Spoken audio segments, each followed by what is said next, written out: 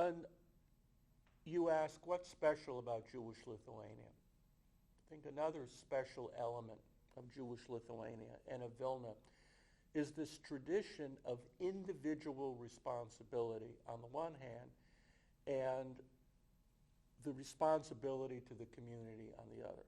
On the one hand, you're responsible for who you are and for making the best of yourself. On the other hand, you're part of a community and you can't leave it.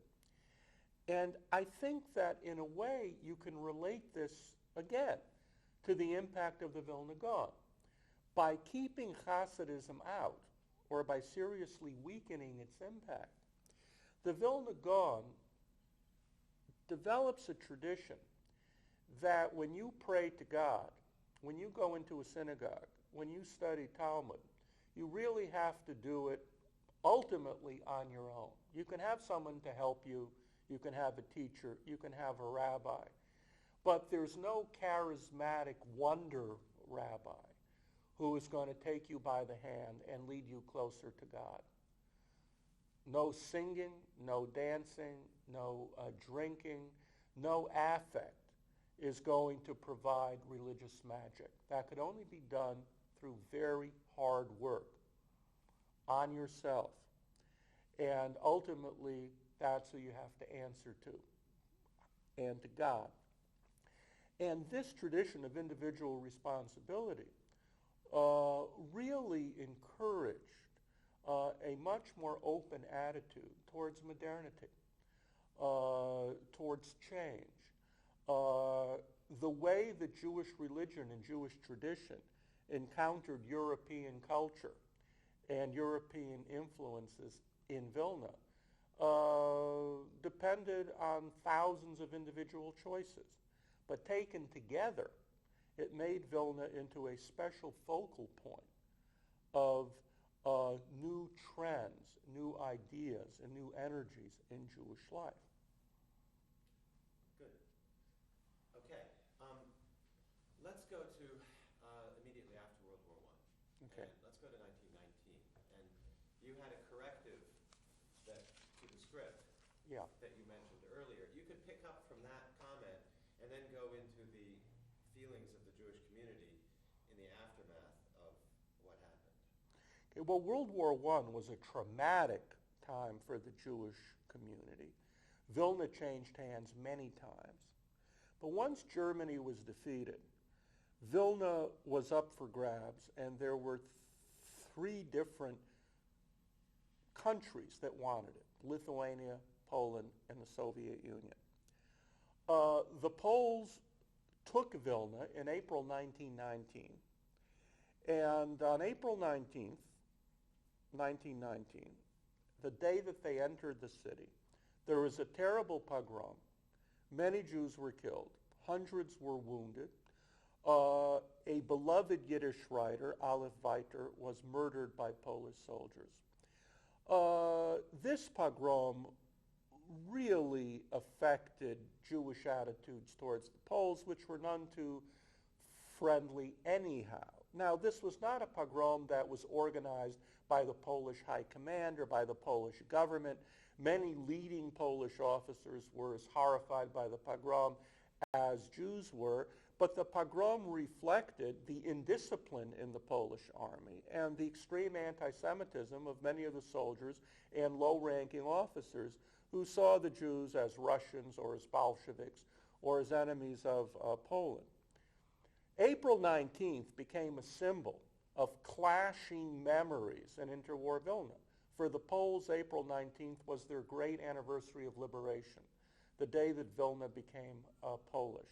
For the Jews, April 19th was the symbol of bloodshed and murder. It was the symbol of a takeover by a people for whom they felt no affinity or no special liking.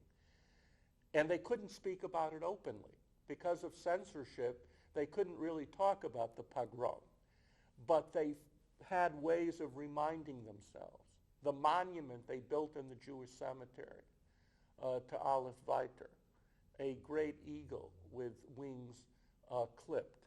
And this reminded them of what the Poles had done, and even as painfully, the fact that the Poles refused to admit what they did. You'd said before that the state of the community was one of anger. Yes. Could you go into that just a little? Because it does serve to understand some of the motivation for the directions that were taken in the community after, like non-assimilation. Right after the pogrom took place, there were various commissions to investigate what happened. The Morgenthau Commission, Samuel's Commission. But the Vilna Jews, no matter what their politics, Zionists and Bundists all agreed that the Vilna Jews had to tell the world, tell the League of Nations, tell the commissions, that they demanded an apology, that they demanded that the world respect their rights. The Vilna Jews said quite openly, we are not like Polish Jews who feel inferior and who are afraid to rock the boat and afraid to anger their Polish neighbors. We could care less what the Poles think or what anybody else thinks of us. We're Jews and we're proud of it. And if anybody kills us or if anybody steals our property, we will resist. We demand redress as a matter of right. And Zalman Razin, who was the editor of Vilna's leading Yiddish newspaper at that time, Der Tag, said the Poles had better learn that they're dealing with a Jewish community that they've never gotten to know before. This is a community of proud Jews who are not going to surrender one iota of their rights. Terrific. Yeah. We can move on. Okay. I think that does it. Oh yes, have we gotten there already? Oh, I forgot to get something. Oh yeah, this is your idea. This we talked about earlier of the extent to which, and I don't know how much or how little, the pattern of the Russian intelligentsia, their sense of social responsibility, influenced the attitudes of the Jewish community in Vilna. Now, is this one, do you think, is a strong point or a weak point? Because we can pass over it if you think it's a weak point. I think we can pass over it. I mean, it's not a salient point. Okay, then let's go to what I was saying, oh yes, about, which is Yiddish. Yeah. We've never had Yiddish set up, the context of Yiddish set up in a way which the general audience can understand, appreciate, or feel. And I think that's our goal here, is to try to get a sense of what was going on with Yiddish. How important was it to the Jewish people as a whole? What role did it play? And, what was percolating at this point in time? And I guess this point in time is really 1920, whatever, but the background to that. Yiddish was the mother tongue of Ashkenazi Jewry for centuries. And it was both beloved and despised. It was called Mameloshen, the mother tongue, but it was also called jargon, the jargon. It was the language of everyday life, and at the same time it was looked down on as the language of the uneducated. Jewish scholars would speak Yiddish when they studied Talmud, but they would never really think of writing Yiddish if they wanted to write anything serious. But when this folk language, this Mameloshen,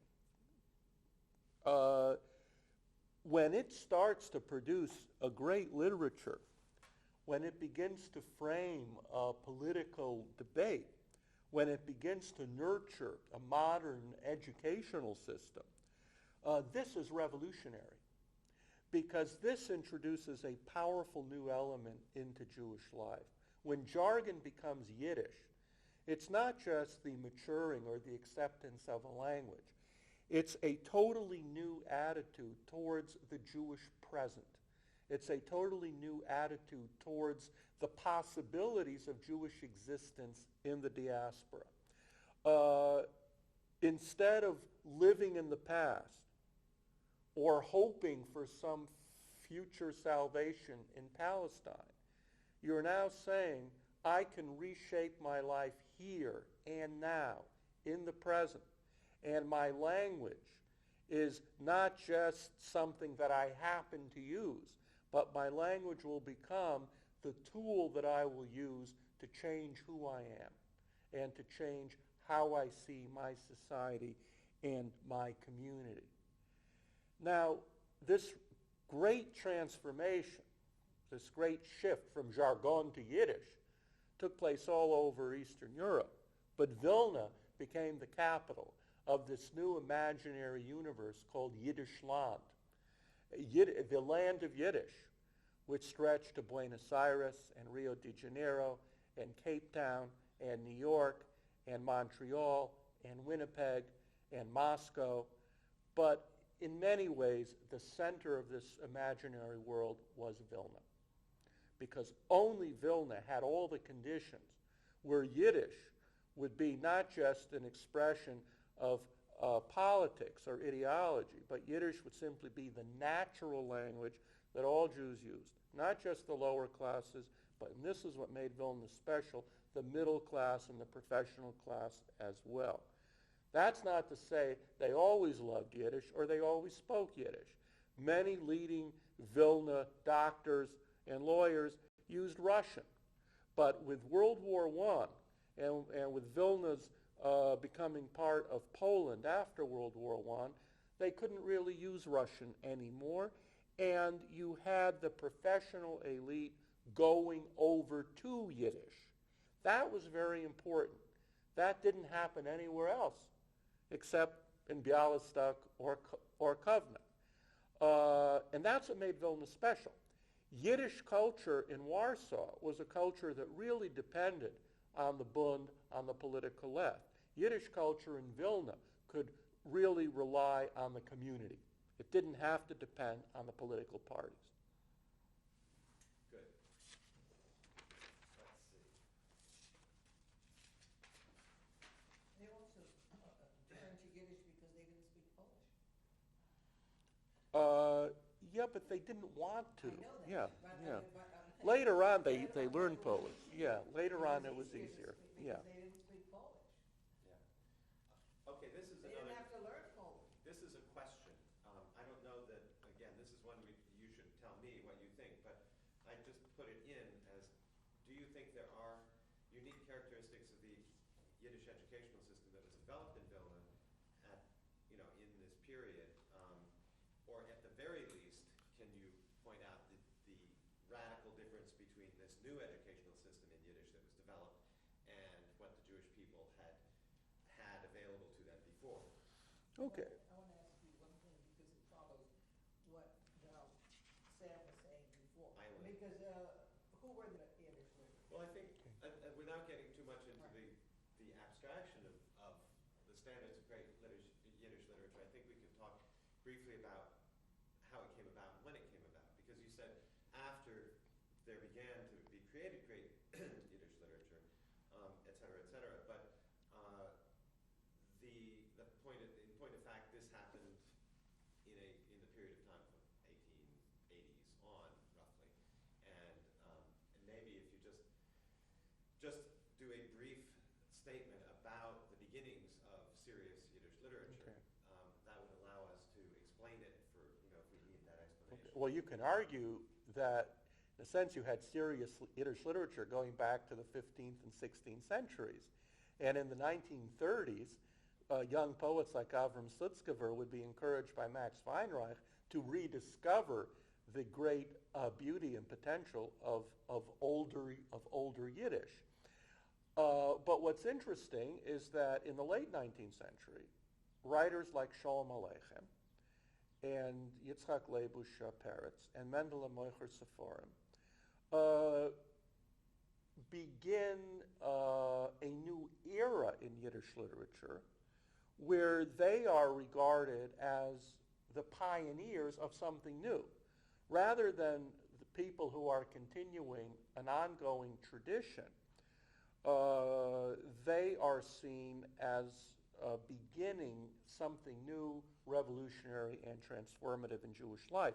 In a sense, Sholem Aleichem begins this, as Dan Moron points out, in his introduction to Stempenu by referring to Mendele, Sholem Abramovich, as the grandfather of Yiddish literature, meaning that real Yiddish literature begins with Mendele, and Sholem Aleichem is recognizing the start of the canon. And so the canon is something new, and he's leaving out Yiddish writers that were very popular in the middle of the 19th century, like Isaac Mayer Dig. But what you have is not so much Yiddish literature as something new as a new sense of what Yiddish literature means, the significance of Yiddish literature, the sense that Yiddish literature is reflecting and at the same time causing a basic transformation of Jewish consciousness. It is taking some of the potential that lurked in the Haskalah, but that was never realized because the Haskalah was so anti-Yiddish by and large, and it is activating that potential by turning the folk language into a powerful cultural tool that can bring together the elite and the masses. Is there another way of putting that last point about activating the potential within the Haskalah that would say, I mean, yes, it's transformational, but in what way is this different? Got it. In lives and the lives of the people. One of the interesting things about the Haskalah was that it puts on the agenda the whole issue of me in the Jewish sense. Not just the Jewish tradition, the Jewish collective consciousness, but the individual. Who am I? How do my desires, how does my life, how does my identity really matter? And what Yiddish literature did in a very powerful way was to take that potential of the Haskalah, the potential of nourishing and nurturing the individual sensibility, and it gave it a much deeper dimension because it created literature and history as alternate ways of thinking Jewishly, not just religion, but as Peretz pointed out, literature and culture could be powerful tools to take religion, take tradition, and use them to create a modern Jewish culture, a way of building a future without letting go of the past, and creating a new Jewish sensibility. Okay, good. Now let's see. We were on the educational system. Right. And the question of whether there were unique characteristics of the Yiddish educational system, or if not, at least contrasting that to the previous. Now, superficially, there were no great differences between what the Vilna educational system was and the educational system in other cities. Vilna had secular Yiddish schools. It had Zionist Tarbut schools. Vilna had the traditional Cheder. Vilna had a Hebrew high school. Vilna had the only Real Gymnasium, Yiddish scientific high school in Poland. For most, there were in Białystok. There was one on and off. But if you look deeper, the Vilna Jewish educational system was different. If you compare Vilna to Warsaw, Warsaw had 6 times more Jews. More children went to Yiddish schools in Vilna than in Warsaw. That is, Yiddish secular schools. Vilna had the highest percentage of Jewish children attending private Jewish schools, that is Yiddish, Hebrew, or Orthodox, as opposed to Polish government schools, than any Jewish city in Poland. So the Vilna Jewish educational system was predominantly Jewish. Jewish parents resisted the temptation of sending their children to the Polish government schools for Jewish children, which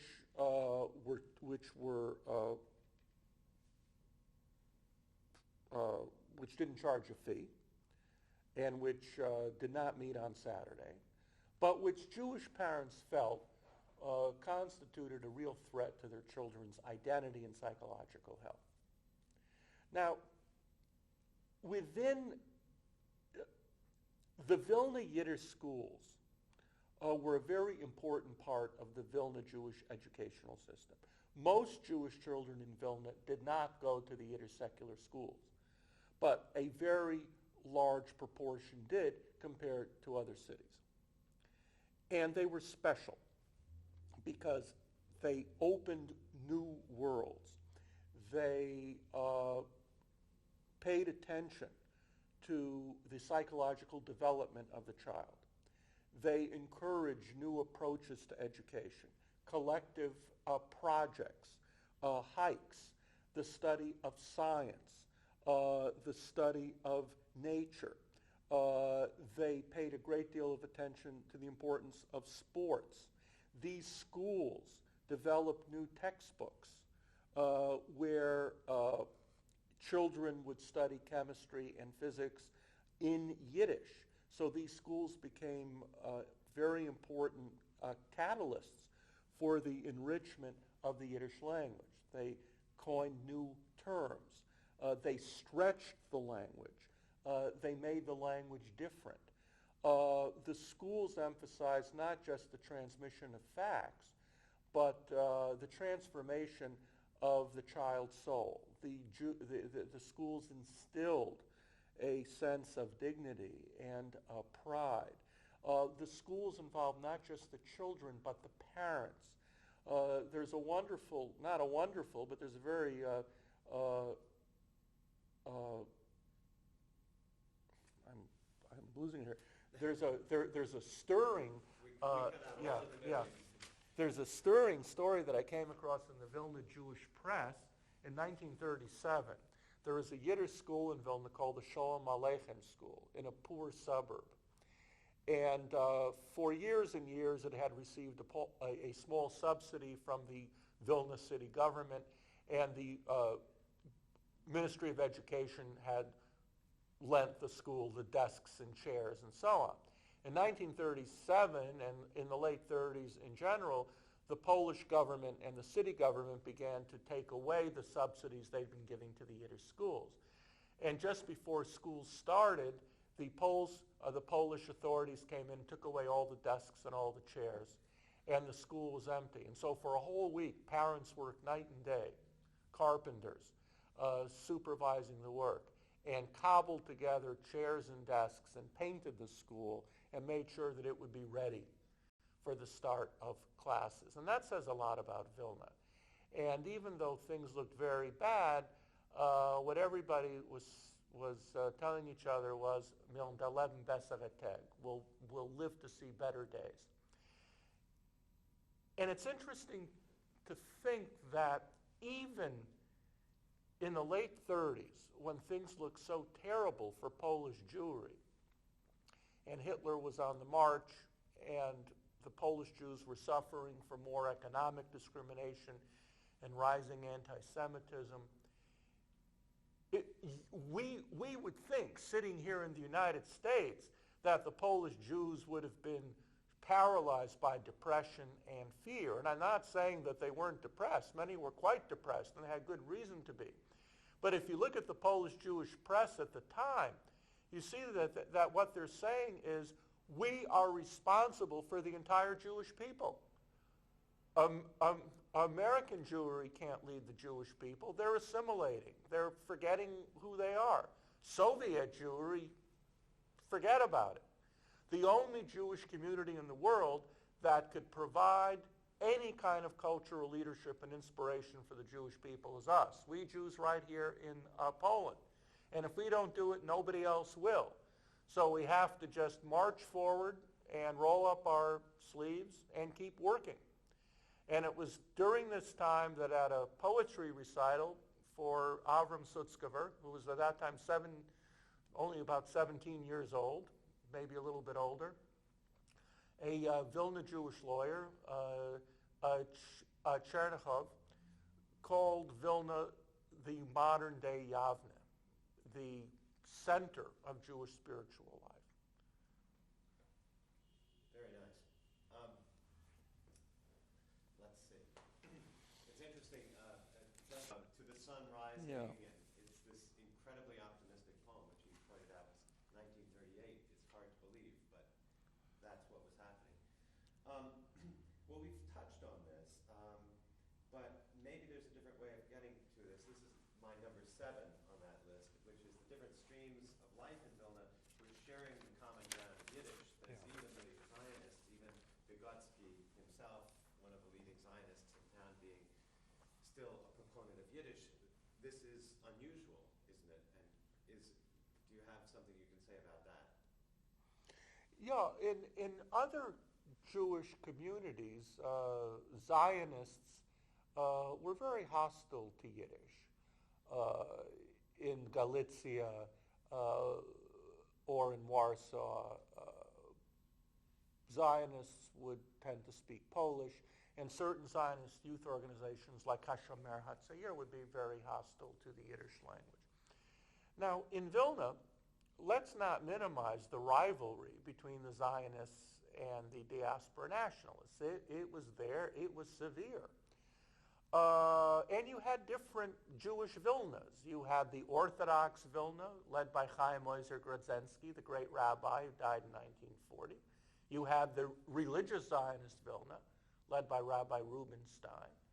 You had Zionist Vilna, with its Hebrew schools and its great Hebrew gymnasium, led by Dr. Yankiv Vygotsky. You had Yiddishist Vilna, led by Zalman Razin, Semach Shabbat, Anna Rosenthal, and others. But the gaps between these different Vilnas were not as great as you would see in other cities. There was rivalry, there was competition. Sometimes there was even some real battles.